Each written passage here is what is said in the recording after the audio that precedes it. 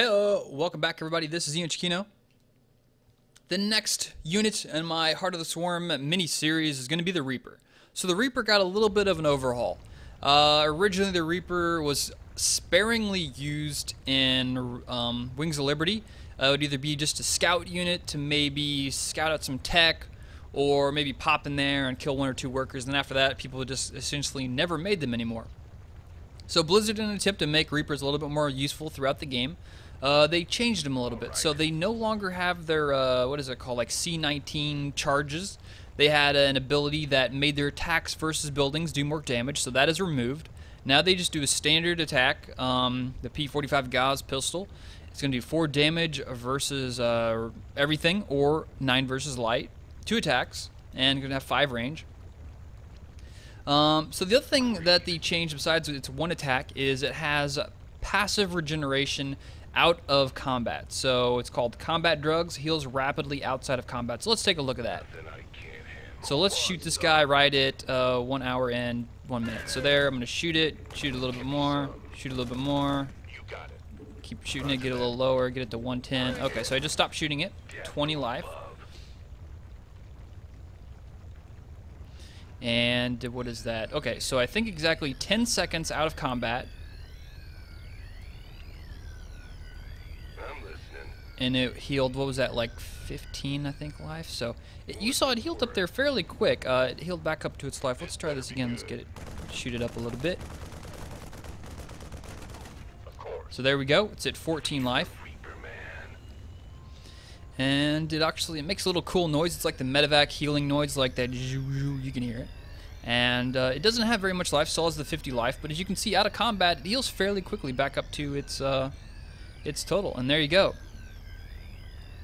So when is this going to be useful? Obviously, if you're going to use your Reaper early game, just if you consider the standard Reaper, how it's used now, how is a Reaper useful in a current situation where your opponent, you know, has got a Stalker maybe. It's your first Reaper out. You want to go in there and just harass a little bit. So you go in there, you know, shoot a worker. He starts attacking you. You're going to take a couple more hits. You really don't have to start microing yet until you're 1 shot away. Then you run away, go and hide. He goes back to defend. And usually the Protoss player thinks, oh, cool, that's a Reaper with 4 life. He is essentially useless for the rest of the game. That Reaper is already dead. In this situation, no, look at this. Look at this. Almost full life again. Getting head back in there and start attacking again. So that's a pretty quick turnaround. The Protoss player just isn't free to, just think, oh, wow, the Reaper, he's useless, not, So, for example, let's say you've done a bunch of attacks, like you've done 1 or 2 raids in the probe line. You're done with that. He's got enough forces. He's going to be fully life again, even if you just have just 1 Reaper. You can run through your opponent's base, scout it out. Take a shot from a photon cannon maybe. Like, ow, that hurt. Take 2 shots and then sneak away. So there's a lot of opportunity to scout here late game as well against your Protoss opponent. Or, Terran or Zerg or whatever have you.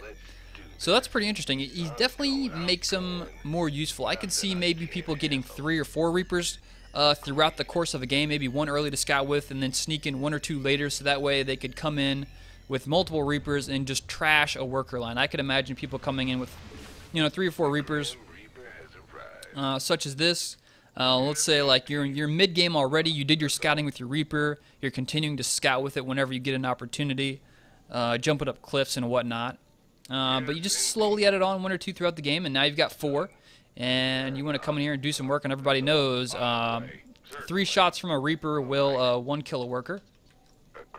So there they go. 1 shot in those workers all day long.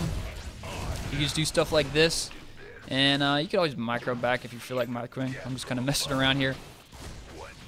And, still pretty good stuff here. I mean, I think it's a neat ability for Reapers to have. I think if players give them an opportunity, they will be useful throughout the whole game. Not in massive numbers. You're not going to see, they're not going to turn into the Marine where there's like 50 or 100 of them. They're still going to be a small tactical unit. I think tactical is the best word to use for Reaper. They'll be like a tactical scout unit. And yeah, I really like it, and I'm really interested to try it out myself in games. So yeah, once again, that was a pretty quick one. If you've got anything you want to know about the Reaper, anything you want to test, it still jumps up and down cliffs. That's all the same. And the speed upgrade here. The Nitro Pack still, you do need the factory research to get that. And that hasn't changed at all from Wings of Liberty. So that's it. That's the end of this video. Thank you guys for watching. And what do I want to blow up this time? Let's blow up something big. Let's blow up some battle cruisers.